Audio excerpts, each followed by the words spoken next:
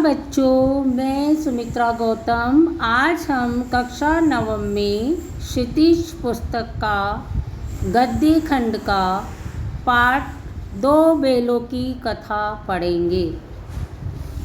एक सप्ताह तक दोनों मित्र वहाँ बंधे पड़े रहे। दोनों मित्र कौन थे? हीरा और मोती। किसी ने चारे का एक तृण भी न डाला, यानी एक तिनका भी किसी ने उनको खाने के लिए नहीं दिया। हाँ, एक बार पानी दिखा दिया जाता था। दिन भर में एक बार उनके सामने पानी रख दिया जाता था। यही उनका आधार था, अर्थात यही उनके जीने का आधार था। दोनों इतने दुर्बल हो गए थे कि उठा तक न जाता था। ठठरियाँ निकल आई थी, हड्डियाँ दिखने लग गई थी। एक दिन बाड़े के सामने डुग्गी बजने लगी। दोपहर होते होते वहाँ 50-60 आदमी जमा हो गए। तब दोनों मित्र निकाले गए और उनकी देखभाल होने लगी। लोग आकर उनकी सूरत देखते और मन फीका करके चले जाते। ऐसे मृतक बैलों का कौन खरीदार होता? उन बैलों की दशा ऐसी हो गई थी कि जैसे कोई मरे हुए बैल के समान। अब उनको कौन खरीदता? इसलिए उनका कोई खरीदार नहीं था। सहसा एक दाढ़ी वाला आदमी जिसकी आंखें लाल थीं और मुद्रा अत्यंत कठोर आया और दोनों मित्रों के कुल्हों में उंगली गोंदकर मुंशी जी से बात करने लगा।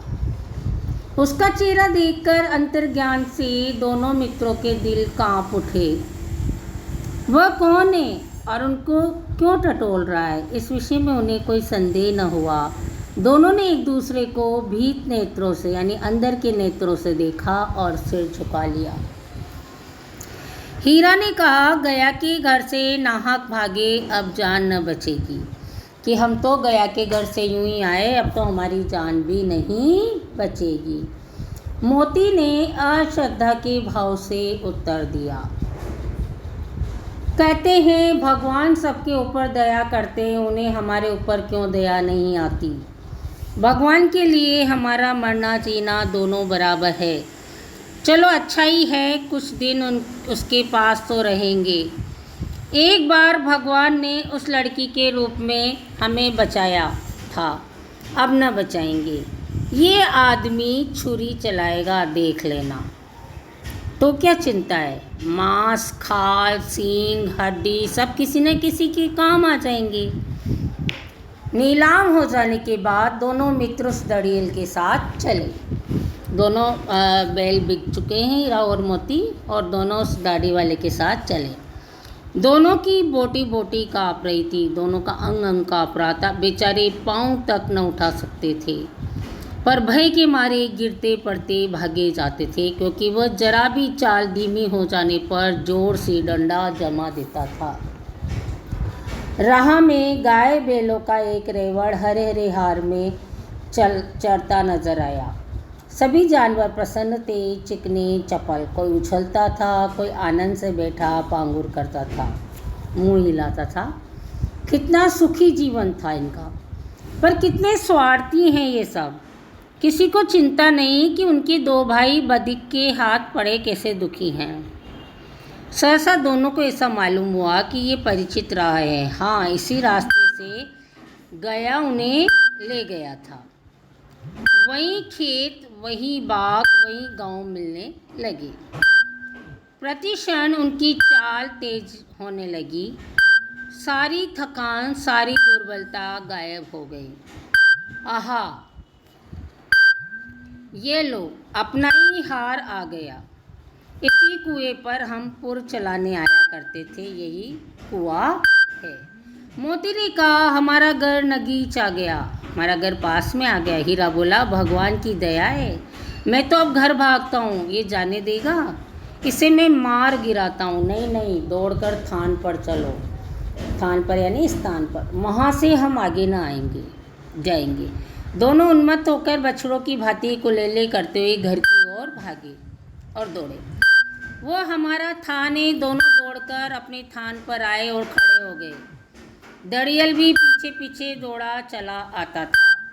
जूरी द्वार पर बैठा धूप खा रहा था। बैलों को देखते ही दौड़ा और उन्हें बारी बारी से गले लगाने लगा। मित्रों की आंखों से आनंद के आंसू बहने लगे। उनके आंखों में आंसू तो थे, लेकिन काय के थे? प्रसन्नता के थे। एक झूरी का हाथ चाट रहा था। दड़ियल ने जाकर बैलों की रस्सियां पकड़ ली। झूरी ने कहा, मेरे बैल हैं। तुम्हारे बैल कैसे? मैं मवेशी खाने से नीलाम लिए आता हूँ। मैं तो समझा हूँ चुराए लिए आते हो। चुपके से चले जाओ, मेरे बैल हैं, मैं बेचूंगा तो बिकेंगे।